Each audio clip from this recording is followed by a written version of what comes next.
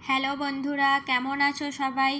আমি প্রতিমা ঘরকন্নাতে আজকে তোমাদের জন্য নতুন একটা রেসিপি নিয়ে চলে এসেছি। দেখো, আজকে আমি বানাবো নারকেল নাড়ু। এখানে আমি একটা বড় সাইজের নারকেল নিয়েছি।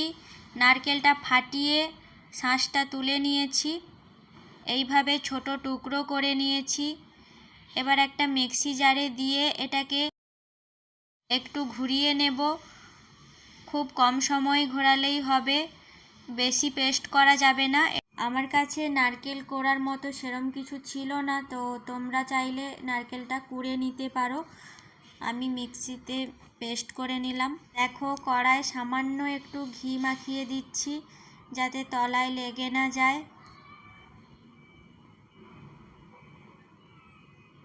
এবারে দুটো এলাচ ফাটিয়ে দিয়ে দিয়েছি।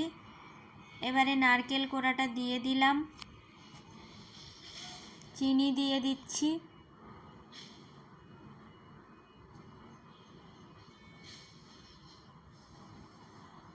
এবারে ভালো করে নাড়তে হবে চিনিটা গলে যাওয়া পর্যন্ত।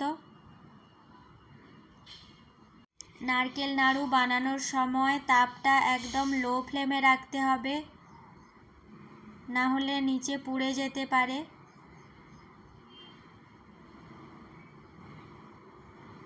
দেখো, একদম লো ফ্লেমে রেখেছি। দেখো বন্ধুরা, চিনিটা ভালোভাবে গলে গেছে। এইভাবে নাড়তে থাকতে হবে, না হলে তলায় বসে যেতে পারে। দেখো বন্ধুরা, হয়ে এসেছে। এইভাবে নারকেল নাড়ু বানালে খেতে অসাধারণ লাগে। নারকেল নাড়ু আমার তো খুবই পছন্দের।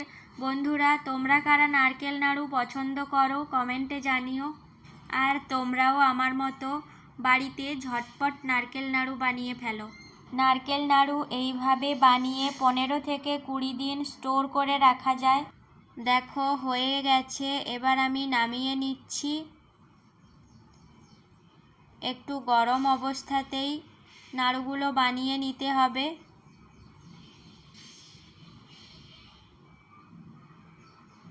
দেখো, খুব সুন্দর আঠালো হয়েছে। এবারে আমি ছোট্ট ছোট্ট গোল শেপ দিয়ে নাড়ুগুলো বানিয়ে নিয়েছি। দেখো, হালকা খিদের জন্য এই নারকেল নাড়ু এক অনবদ্য খাবার। তো তোমরাও এভাবে বাড়িতে বানিয়ে স্টোর করে রেখে দিতে পারো। বন্ধুরা, ভিডিওটা সম্পূর্ণ দেখার জন্য অনেক ধন্যবাদ। আমার ভিডিও তোমাদের ভালো লাগলে লাইক কমেন্ট শেয়ার করো।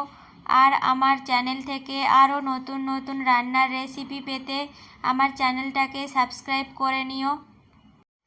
আসছি নতুন কোনো রান্নার রেসিপি ভিডিও নিয়ে। ভালো থেকো সবাই।